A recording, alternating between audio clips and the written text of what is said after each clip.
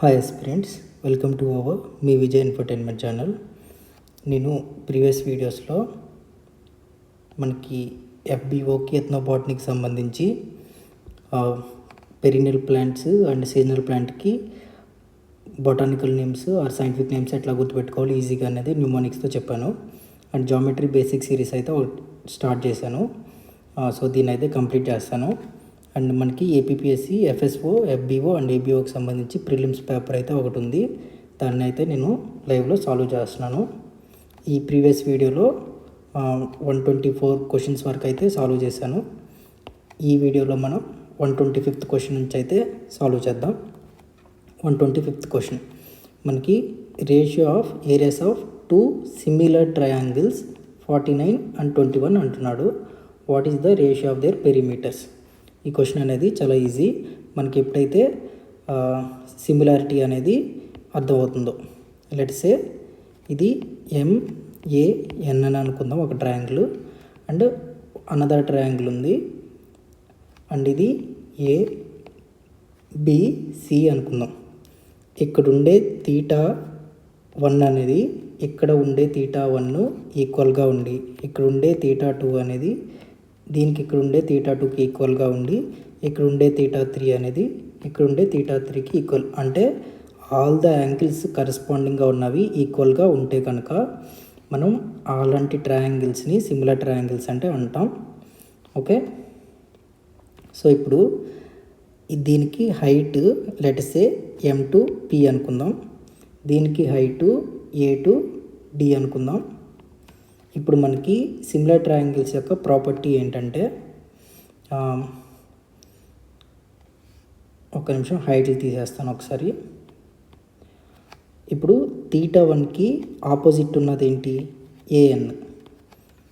Okay, ఆ AN by ఇక్కడ θ1కి opposite ఉన్నది ఏంటి? BC. దీని యొక్క రేషియో అనేది సిమిలర్ ట్రయాంగిల్స్లో θ2కి ఆపోజిట్ ఉన్నది అండ్ ఇక్కడ θ2కి ఆపోజిట్ ఉన్నది BC, ఇక్కడ MN అనేది AC. ఈ రేషియోకి సమానం అవుద్ది. అంతేకాదు θ3కి ఆపోజిట్ ఉన్నది మనకి MA అయితే అండ్ ఇక్కడ θ3కి ఆపోజిట్ ఉన్నది AB అవుతుంది. అండ్ అది మాత్రమే కాదు ఇక్కడ మనకి హైట్లు ఉన్నాయి కదా, ఈ హైట్ లెట్స్ సే MP అనుకుందాం. అండ్ ఇక్కడ ఉండే హైట్ A to D, ఇక్కడ A to D అనే హైట్ ఉంది అనుకుందాం. ఇది మొత్తం హైట్ అనుకుంటే వీటి హైట్ MP బై AD అనేది కూడా ఈక్వల్గానే ఉంటుంది. అండ్ వాటి యొక్క perimeter of this circle this triangle and perimeter of this triangle అనేది సేమ్ ఉంటాయి. వాటి heights same, perimeter same and corresponding sides same, ratio అలా ఉంటాయి అన్నమాట. ఇప్పుడు మనకి ఫస్ట్ ఏరియాస్ అయితే వాడు ఇచ్చేసాడు. ఏరియా ఏంటి? ఈ ట్రయాంగిల్కి, ఈ చిన్న ట్రయాంగిల్కి ½ into base is AN, height is MP. AN, MP అనేవి బేస్ అండ్ హైట్స్ అనమాట. So ½ into AN and MP. And next ఈ పెద్ద ట్రయాంగిల్ అంటే ABCకి బేస్ ఏమో BC అవుతుంది, హైట్ ఏమో AD అవుతుంది. సో పెద్ద ట్రయాంగిల్ యొక్క area ½ into BC multiplied by AD. ఇప్పుడు ఈ హాఫ్ క్యాన్సిల్ అయిపోతాయి మనకి. ఇది క్యాన్సిల్ అయిపోతే మనకి ఏం మిగిలింది? AN by BC multiplied by MP by AD. మనం ఇక్కడ గమనిస్తే ఈ AN బై BC అనేది MP బై ADకి ఈక్వల్గా ఉంటుంది.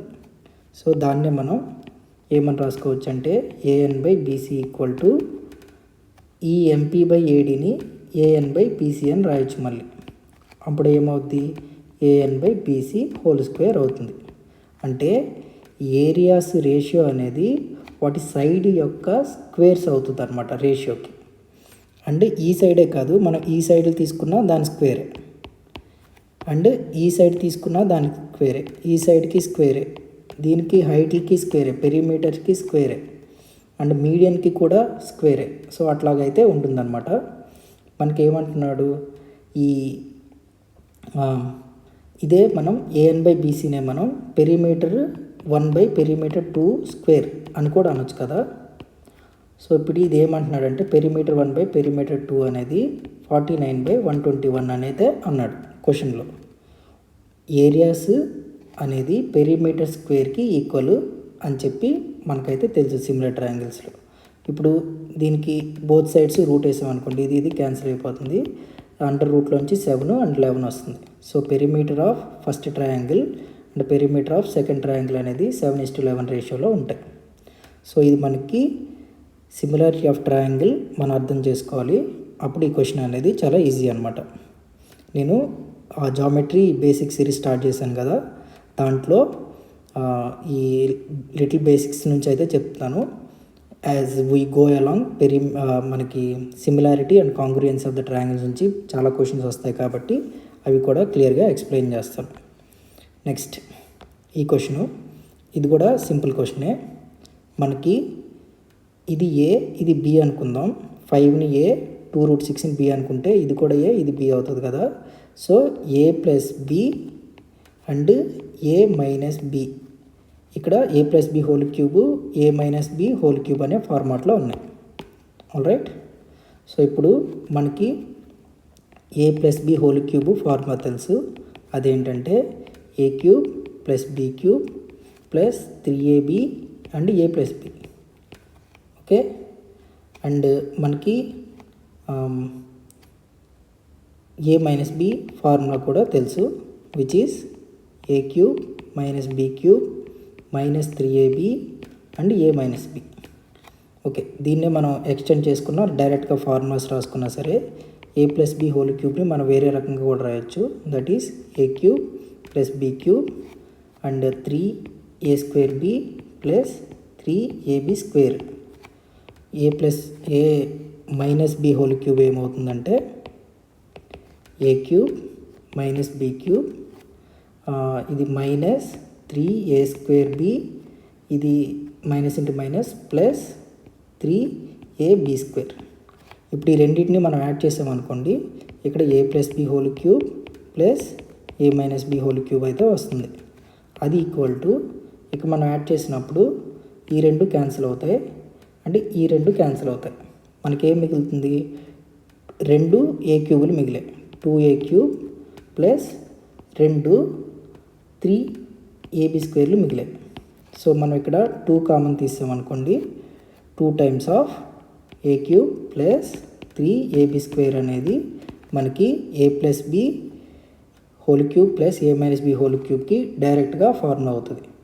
సో ఇప్పుడు ఇందులో మనం వాల్యూస్ ప్లగ్ ఇన్ చేస్తే సరిపోతుంది.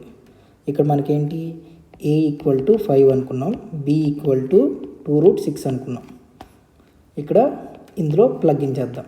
2 టైమ్స్ ఆఫ్ a³ అంటే 5³ 125 ప్లస్ 3 టైమ్స్ ఆఫ్ a అంటే 5, b అంటే 2√6 కాబట్టి b² ఏమవుద్ది, 4 టైమ్స్ 6, 4 × 6 అవుతుంది. ఇప్పుడు దీన్ని మనం క్యాలిక్యులేట్ చేస్తే అయిపోతుంది. సో ఇది 125 ప్లస్ 4 × 5 = 20, 3 × 6 = 18, 18 × 2 = 540, 18 × 36. సో ఇది మొత్తం 360 అవుతుంది. 2 టైమ్స్ ఆఫ్ దిస్ మనకి చేస్తే 2 times of 485. So 2 times of 400 800 and 80కి 2 times 160 960 and 2 times of 5 10, 960 and 10 970. So అలాగా మనం ఇదైతే చేయొచ్చు. ఓకే. అండ్ మనకి ఇప్పుడు ఇలా ఇచ్చాడు కదా క్వశ్చను, వేరే రకంగా కూడా ఇవ్వచ్చు మనకి ఫ్యూచర్లో. మనం